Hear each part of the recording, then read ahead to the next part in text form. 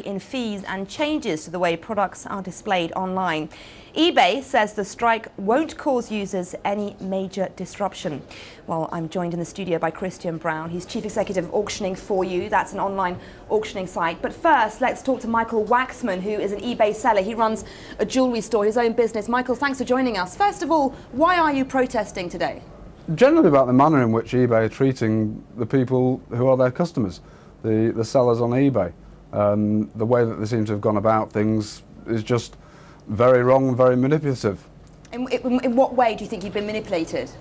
I think eBay have gone on for a long time heavily promoting shops and for sellers to build up their business, to open up shops, to promote it even wider, and have continued to do that this year.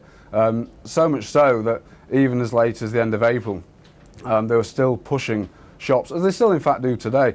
At the end of February, they actually went big on how they're making shops even bigger and better, and how they're making the visibility even better, to justify a small price increase that they made, raising the final value fee from 5.5% to 6.5% or thereabouts. What do you say to that?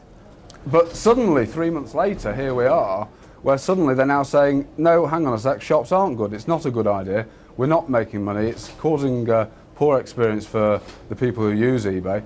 And so all of a sudden, they have reduced the visibility, taking shops out of the Okay, Michael, listings. let's just get a view on what Christian has to say about this. What do you say to that? Do you think the businesses have been encouraged to use this system and are now being stung by eBay? I understand where Michael is coming from. Principally what has happened is eBay is a complete new marketplace, has about 200 million users, 4 times the size of the UK, and it has experimented. It's come out in February with some changes to stores, which I think Michael is referring to, and they've encouraged a lot of people to open stores such as Michael.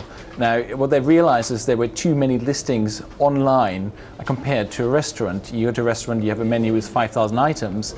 You choose, it's difficult to choose. So they've now reined back, and I think it has taken a lot of people by surprise, because normally changes have occurred in February of each year, and this time it was in August. So it was unexpected, and it's a pain for people who sell inventory mostly to the store.